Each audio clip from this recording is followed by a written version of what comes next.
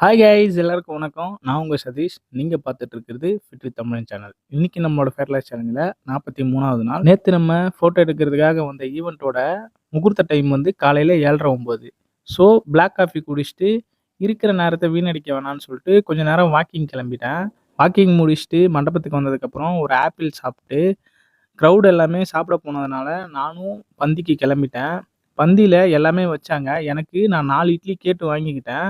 இதில் அந்த பொங்கலையும் அந்த பூரியையும் பக்கத்தில் உட்காந்துட்டு இருந்த தம்பிக்கிட்ட வச்சுட்டேன். அவரு சாப்பிடணும்னு சொல்லிட்டு. நான் அந்த 4 இட்லியை மட்டும் சாப்பிட்டு கீழே போயிட்டு ஃபோட்டோஸ்லாம் எடுத்து ஃபங்க்ஷனை முடிச்சுட்டு எல்லாத்தையும் பேக் பண்ணிவிட்டு கடைக்கு கிளம்பிட்டோம்.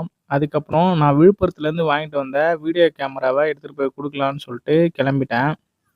நான் எப்போவுமே மண்டபத்தில் சாப்பிட்டதுக்கப்புறம் புரோட்டீன் சோர்ஸுக்காக நான் வீட்டில் போயிட்டு ஏதாச்சும் புரோட்டீன் எடுத்துப்பேன். ஆனால் இந்த கல்யாணம் 7:30-9ங்கிறதுனால 12 மணிக்கு தான் இந்த கல்யாணம் முடிஞ்சுது. சரி, இதுக்கு மேலே லஞ்ச் மீல்லேருந்து புரோட்டீன் எடுத்துக்கலான்னு சொல்லிட்டு ஹோட்டலுக்கு போயிட்டேன்.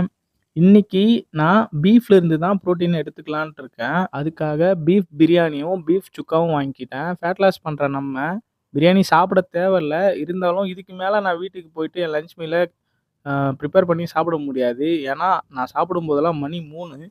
ஸோ ஹோட்டலில் சாப்பிட்லாம் அப்படின்னு சொல்லிட்டு ஹோட்டலுக்கு போயிட்டேன். நான் பீஃப் வந்து நிறைய தடவை சாப்பிட்ருக்கேன். ஆனால் ஜிம்முக்கு போக ஸ்டார்ட் பண்ணதுலேருந்து பீஃபை என் ப்ரோட்டீன் சோர்ஸாக நான் ஆட் பண்ணதே கிடையாது. இன்றைக்கி தான் தடவை. ஒரு 2:30 மணி போல் விழுப்புரத்துலேருந்து வீட்டுக்கு வந்துட்டேன்.